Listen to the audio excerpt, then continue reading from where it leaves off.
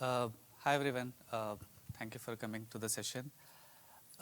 Today's session is about tackling the scheduling challenges with PG-cron and PG-DBMS job. We'll start with brief introduction and then we'll move to the actual content. So my name is Baji Sheikh and it's been 6.5 years with AWS for me. Uh, I help customers to migrate from Oracle and SQL Server to Postgres databases. Uh, I have over a decade of experience with Postgres and I authored multiple books and I spoke at multiple conferences. I have 20 plus blogs in AWS community which are specifically to database migrations. So that's about me. Rajesh, one.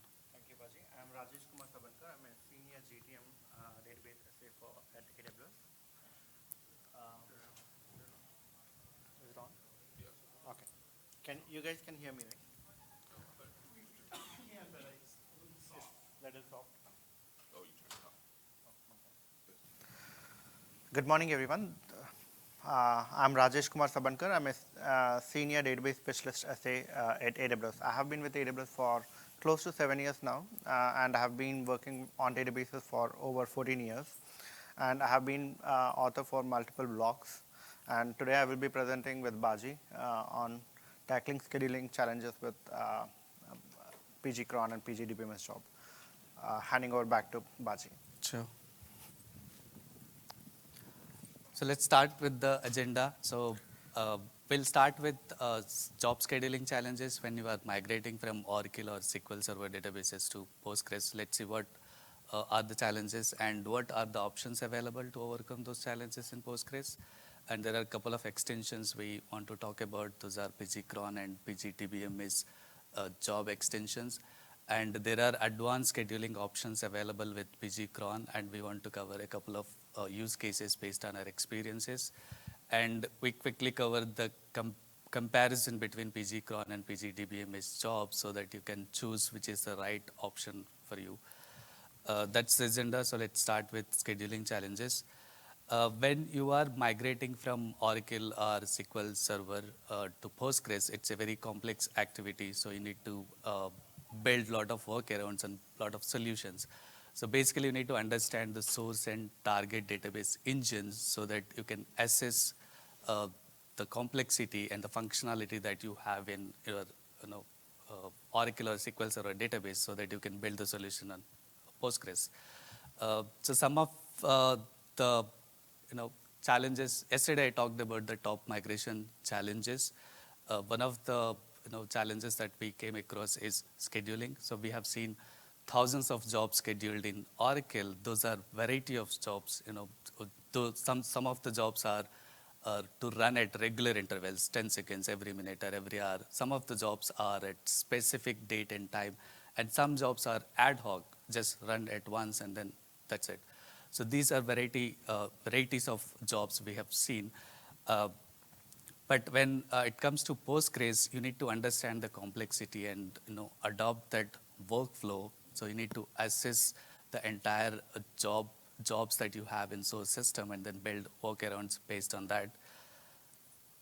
So for this, what are the scheduling options available? So we'll be covering a couple of extensions, which is PG-cron is one of them. So this is, if you're aware of Linux cron top scheduling, so PG-cron came from that. So it's cron style scheduling option. And other one is PG DBMS job extension. So if you are familiar with DBMS job package scheduler in Oracle, so it's similar to that. So it provides a similar functionality as DBMS job. Let's look at the PG-cron. So as I said, it's a cron style scheduling. So you can provide start time of the job. It can run a specific date and time, and it can run at regular intervals of time as well. So minimum it can do is 1 second. So every 1 second you can run a job as well. Easy to configure and install. It's just SQL commands. So creating this extension provides you some catalog functions and tables. You just need to use SQL commands to schedule the jobs and SQL commands to unschedule the jobs. You can change the jobs. For configuring, Easy to configure because RPMs are available if you're on Linux or Debian systems. You can just need to install RPMs. And at Postgres level, you need to change a few parameters in configuration file, and then that's it. So easy to configure and install as well. Uh, we'll be covering this install and configuration in demo, but at high level, if you are on Red Hat, CentOS, or Fedora, or Amazon Linux, it's just install pgcron extension. If it's Ubuntu, you can go for apt get install. But you can also install from source. If you want to compile the source, then you can just download from Git and compile against your installation. So there are multiple options available. At PostgreSQL level, you just need to alter shared preload libraries parameter to have pgcron, and then there are specific parameters for cron extension. So one of them is database. This is the default database, Postgres is. So whenever you schedule a job without specifying the database, the job runs in this database. But you have a specific database, you can have this parameter to that database name so that you don't need to specify the database name every time you schedule a job. And a time zone, default time zone is GMT, and your database time zone is different than the GMT, then you'll face issues at the scheduling level. So it's recommended to have the same time zone as your database time zone. We'll show how you can do that. And after that, you just need to restart the database and create extension within the database. So it provides you a couple of functions and a couple of catalog tables, which I will show in demo. Usage is simple, cron style. So you can have minutes, hours, and a date, month, and day of the week, every Sunday or every Saturday you want to run. So same like a Linux cron job to schedule. So this is a simple function. This is the function I was talking about. So you can have the cron schedule, job name, and minutes and hours. Every day, 10 o'clock, this job runs. And the job command is vacuum. Vacuum runs every day at 10 a.m. But if you want to change that, you can have the same job name in the schedule so that it will alter the created job. So it changed to 3 a.m. now. And if you want to run for intervals of time, you can have, instead of giving the cron syntax, you can have 5 seconds. It runs every 5 seconds of interval. And to unschedule, you can use unschedule function and the job name or the job ID.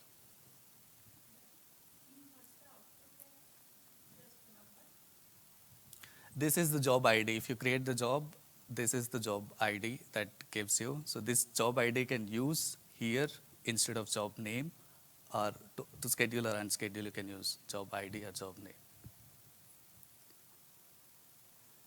Let's look at the demo. So this is the GitHub. It has all the installation steps available that I talked about. If you go to installation section, if you are on a Linux system, Red Hat, then you can go for minstall. And I'll be showing the compilation demo, not the RPMs, which is easy, just minstall. But if for compilation, you can just git clone the repository.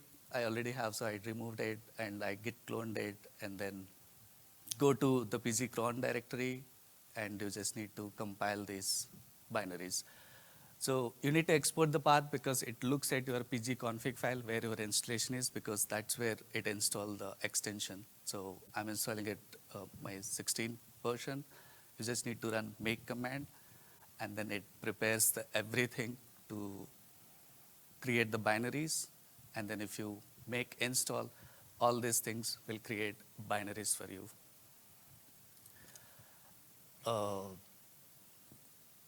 And then if you connect to the database and try to install the extension, it will not allow you because I was talking about configuring some parameters inside the Postgres.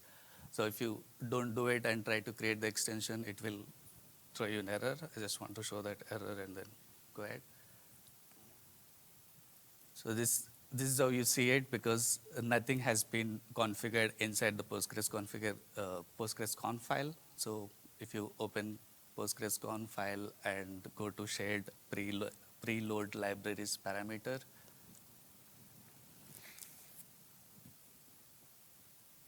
inside the Postgres configuration file, search for a shared preload libraries parameter and then add pg cron to that parameter. So this is a static parameter. So you need to restart the database. So it has to be done in a maintenance window if you're adding this extension. I'm just restarting my database. And now connect to the database and just execute create extension command.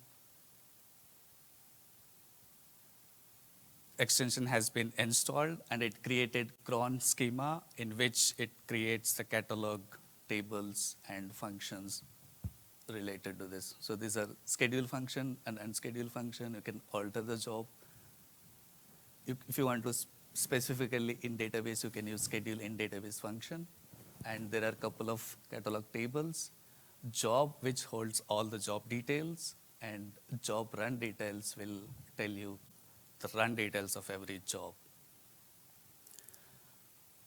Let's look at the cron time zone. This is GMT by default, but database time zone is CDT. So I want to match the time zone with the database. So I set time zone to CDT and then restarted the database. And if you go back to the database and check, you can see both the time zones are equal. If you don't do it, cron runs the job in GMT time zone, but if you are intended to run in CDT time zone, you'll face issues.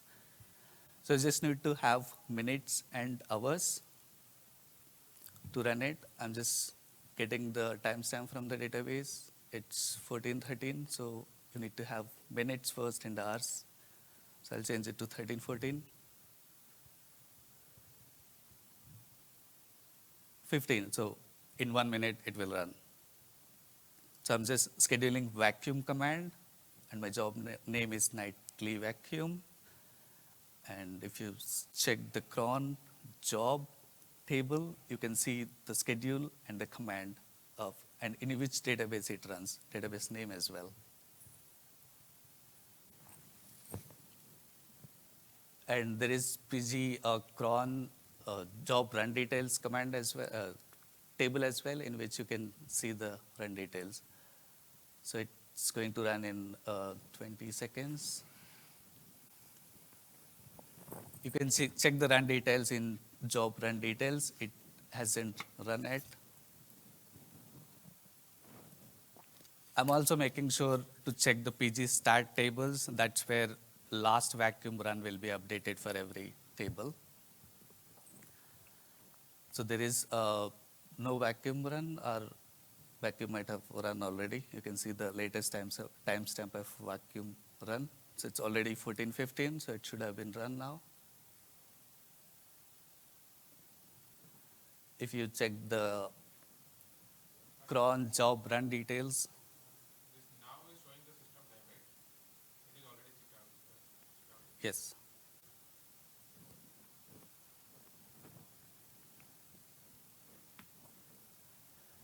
You can see the start and end time of the job. It's already run, and PG start table shows the 1415 where it runs the vacuum for all those tables. And to change to every 3 seconds interval, you just remove the syntax of the cron and just put 3 seconds, 5 seconds, 1 minute, 1 hour, whatever you want, the interval, you can keep it. And if you check the job, it should change to 3 seconds in the schedule. And if you check the job run details, you can see the job run every 3 seconds from 1451, 54, 57, 16. So every 3 seconds, the vacuum command keeps running. And if there is a command which throws an error, I just want to show how you can check that in job run details. So I'm just intentionally erroring out the command. And if you reschedule this job to a different command, I use the same job name. That's why it's rescheduling. So now you can see the command as vacuum error, and if you go and check the vacuum run details, it's throwing error every 3 seconds. So if you see vacuum has not happened, maybe job hasn't run, you can check the job run details to see what happened to the job. And yeah, this is to show how error is occurring. So every 3 seconds you can see continuous error. And you can just unschedule the job using job name or job ID. I'm just using job name to unschedule it.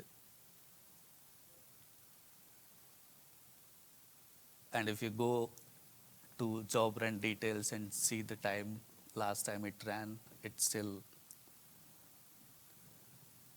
14:17:15 is the last time it ran, but the current timestamp is 14:17:35. So from 20 seconds it didn't run, so it's unscheduled. So this is a simple way of running it, but there are advanced scheduling options available in pgcron. Like if you want to submit a dynamic job to run for only once, then this is a schedule. So every 3 seconds it runs, every day, specific date and time it runs.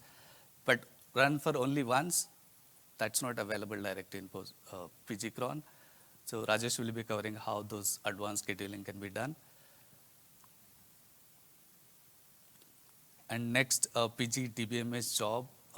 Let's look at how to install, configure, and short demo on that. Rajesh will be covering that. Thank you, Baji, for covering pgcron and the demo. As you all know, Postgres has the ability to create, provides the ability to create extensions from outside. And one of those extensions that we are talking today, apart from pgcron, is pgdbms_job, which provides the ability to mimic the Oracle functionality, especially when you are migrating from Oracle to Postgres. I believe some of you might have already attended yesterday's session, Baji's session, where he talked about how we can migrate from Oracle to Postgres and what are the common challenges. And one of the challenge is scheduling the jobs. As most of the customers migrate from Oracle to Postgres, they come up with complex job scheduling. They have like thousands of lines of code, and they have like interdependent jobs from one, and they have to run on time. They cannot skip the schedule. If they have to skip the schedule, then it can potentially have additional impacts on their job or workflow.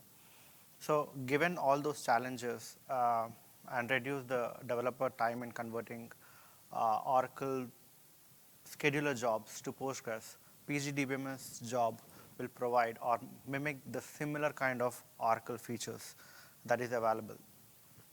So primarily when we talk about features, as I mentioned, it does provide the similar capabilities what Oracle has, what API programs it has. It does all the similar functionalities. And on top of that, it helps you create jobs and also manage error, do the error handling. Once you have that, it is important for us to schedule the jobs within the database. It does provide the right set of SQL commands, and you can schedule the jobs on time. As Baji mentioned, we can schedule sub-minute jobs, which can be like in few seconds, or it can be immediate. It covers all the use cases.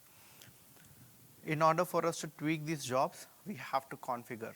And we will show you how we can configure these PGDBMS_job to run more effectively and efficiently when you schedule the jobs in the database. Installation, since this is an external extension, installation comes with all the binaries, and the installation is pretty straightforward like all other extensions that are available in the market. So you need to, you just need to download the binaries, and once you download the binaries, you just need to create this extension within the database. Once you create the extension, you have to start a daemon on the line extension, and I will show you how we do it in the demo. As I was constantly calling out, it does provide similar similar type of interface like Oracle, right? Oracle, when you see the Oracle DBMS job syntax, it does provide all the parameters, what, next date, interval, no parse instance. So when it comes to Postgres, when we use this extension, it has all the required parameters and the data types. They are pretty same. They are, and when you use those, you do not have to do a lot of change in lines of code in scheduling the jobs. And there are other API programs like when you have to run a job, when you want to submit and run a job, you can use a similar functionality like Oracle. Same case with if you want to change the existing job, which is already submitted, you can do that with a similar syntax. And there comes the remove. If you want to remove the job, we have the similar syntax just like Oracle. Let's dive a little deeper into the comparison of a comparison in functionalities for Oracle and Postgres. What subprograms that they have. If you see row number 3 instance and row number 9 user export, they are the only two options that are not available using this extension. Because Oracle does support multi-master, they have those additional subprograms, but since Postgres is not a multi-master, we do not have to really worry about that. But if you see rest of the subprograms, they are all similar to Oracle. And when we use the similar kind of subprograms, you can reduce the developer time when converting from Oracle to Postgres. So let's get started on a small demo on how we have to start using this extension, especially when you're migrating from Oracle to Postgres.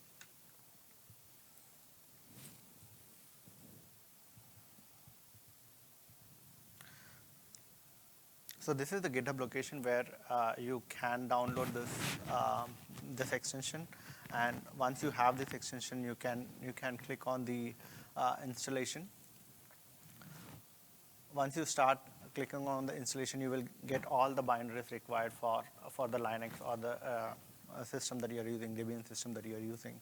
Once you have installed all those in that, then you will be coming and creating the extension. Once you have the extension, you will start the daemon on the Linux system. So let's get started on how we can do this. So now I have connected to the Postgres database, and I have already pre-created the binaries just to save time, but they are pretty straightforward for you to install and configure. Once you have that extension, it is time for you to enable the scheduler, start the daemon on the server. And let's see what extension that we have created and what version we have created on the server. So we have created extension version 1.5, and we were able to successfully create the PG DBMS_job extension.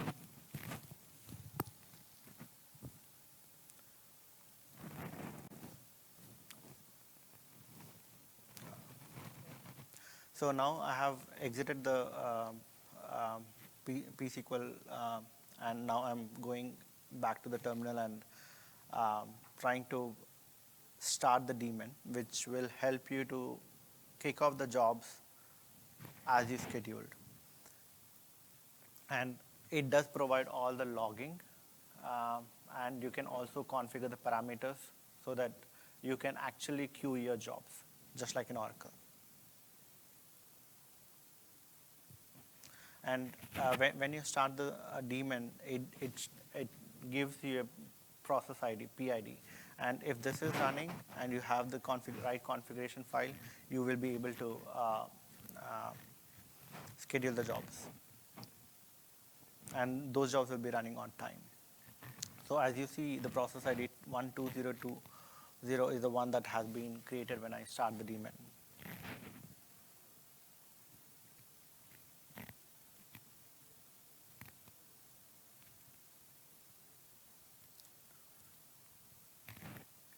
And this is the temporary log location that has been created, but you can actually change the location to a different location when you are actually configuring in your environment. It doesn't have to be temporary. We do not recommend that.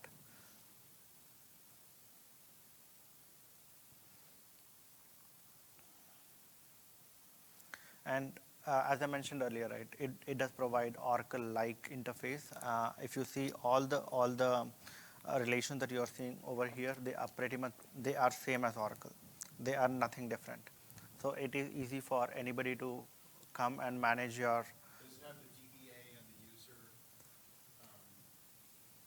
like there's DBA jobs and user jobs, does it have that too? It does all. It has all. So it doesn't have the ID of the user or the DBA? Yeah.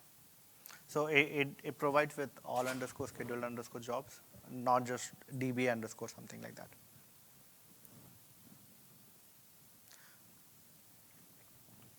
So for us to start scheduling the jobs, I have created a simple table called cast underscore order and a simple function. What it just does is it inserts a row which has a timestamp. So now what we are trying to do is, if you see, we are doing select dbms underscore job dot submit, which means that we are trying to submit a job which has the same parameters like Oracle, what, next date, and interval, which means that what job we are submitting, what is the next date it has to run the first time, and at what interval it has to run going forward. So now you see that for every 5 seconds interval after the first run, it will create a row. Let's see in the customer order table. If you see this, all the every row has 5-second difference. So it is successfully creating a row and it is successfully executing the job.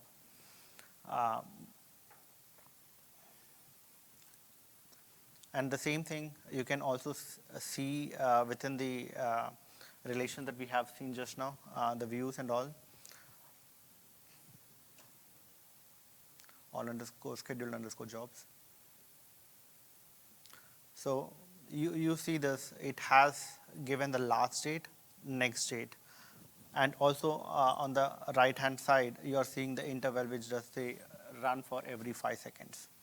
And sorry, just to answer your question, you can see log user and privileged user. So it has a column which shows which user has scheduled it. Yeah.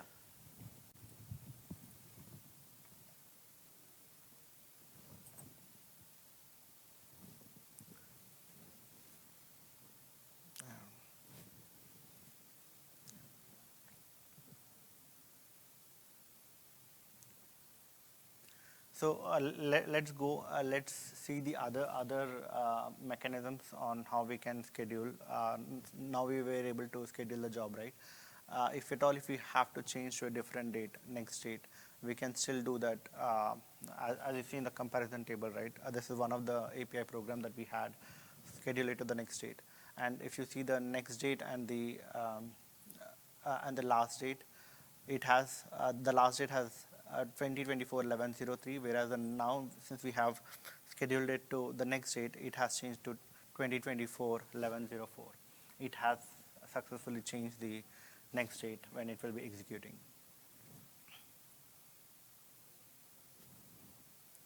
Pause.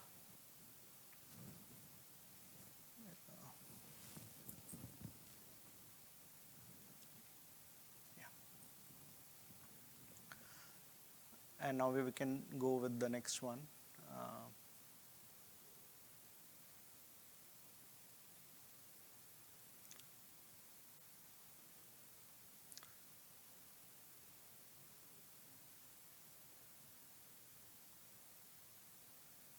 So there are no rows being inserted because now the schedule has been changed to a different date.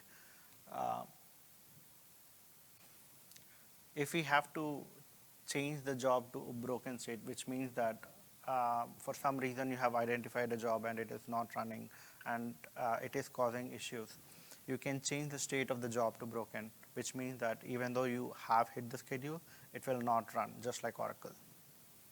And if you have seen that column broken, as I've highlighted, it has changed to true. Previously, it was set to false.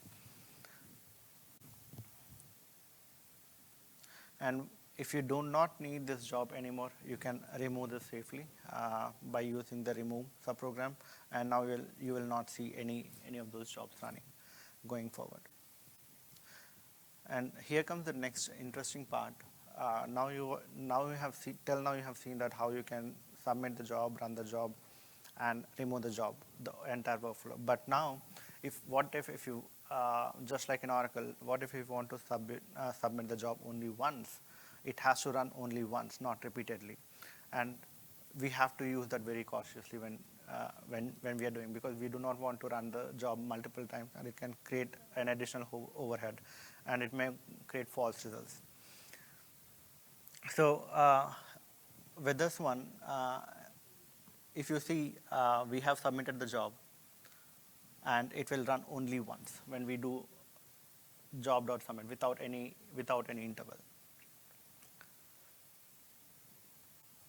And since this is a one-time job, you are not able to see any rows in the all_scheduled_jobs.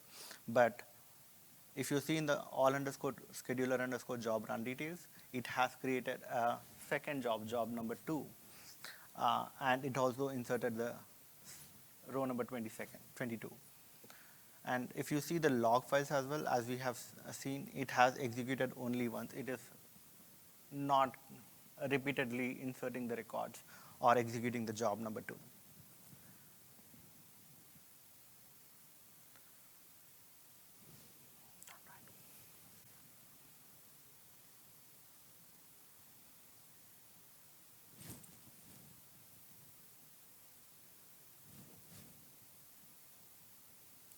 So as you have seen this one, I mean, scheduling the jobs only once without repeating is one of the key factors when we are migrating from Oracle to Postgres.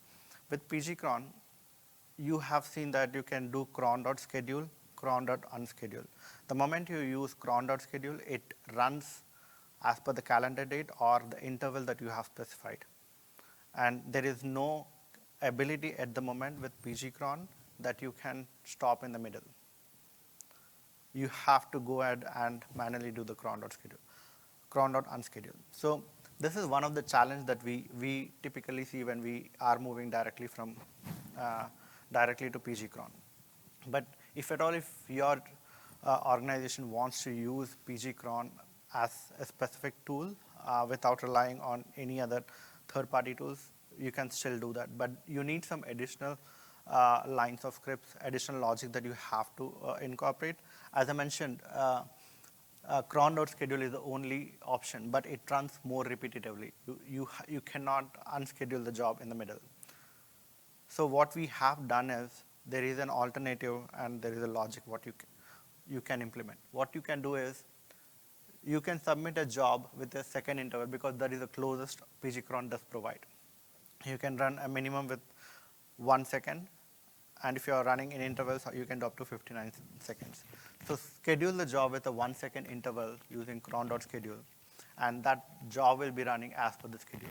But make sure that when you are running the job, add another line of code saying to unschedule the job or reschedule the job to the past time. The moment you do to the past time, it will not run again in the future. That way you can overcome the challenge of running only once using pgcron. Yeah. Why can't you just unschedule it? The challenge with unschedule is, if you do unschedule, it will run the schedule, but it will make sure your job is unscheduled when it is running in between. The moment you have, once your job is running in the middle, it can be in any state. Either it could have been completed, or it can be in the middle, or it can change some of your rows. So we do not know the impact. When we have tested by scheduling the job to past time, it ensures that it will not run any time. And it leaves the entry in the job. Exactly. So comparing pgcron and pgdbms_job, handing over back to Baji. Sure. So we have seen pgcron and DBMS job. They both have different types of functionalities and use cases to use. here is a quick comparison. It helps you to choose which extension can be used if you don't have a heavy DBMS job scheduling functionality. You can use pgcron. So basically, purpose is if you have a Linux style cron implemented in source databases systems, then you can simply go for pgcron. But you have a heavy functionality of DBMS job just to save those all conversion time and changes. You can use DBMS job. But pgcron primary use case is to run regular maintenance. So it will be used for maintenance tasks like vacuum analyze, or you have any purging jobs. It's easy to use pgcron. But pgdbms is really to simplify that migration from Oracle to Postgres. Syntax, as we have seen, it's a cron based syntax, and pgdbms job is dbms job. Only a couple of options are not available, but those are specifically for RAG. But everything that DBMS job in Oracle provides, everything can be provided by pgdbms job as well. For both extensions, setup is to install the binaries and then create the extension. For flexibility, pgcron is really for the PostgreSQL based native tasks like maintenance tasks and purging jobs. But pgdbms job is helping for the migrations. We don't see people, if you are already using PostgreSQL system and then you are going for a scheduling, it's simple to use pgcron. You don't need a heavy pgdbms job because it runs a daemon and it consumes resources. If you don't really necessary to use those heavy scheduling, then you can simply go for pgcron. So this is a basic comparison between these two. And resources, we have provided GitHub links for both the extensions and a couple of blogs where Rajesh talked about multiple use cases based on our experiences. So these blogs will cover more use cases based on our experiences. We could not cover in the session, but you can take a look at the blog. And that's it. Thank you so much, and we're happy to take if you have any questions.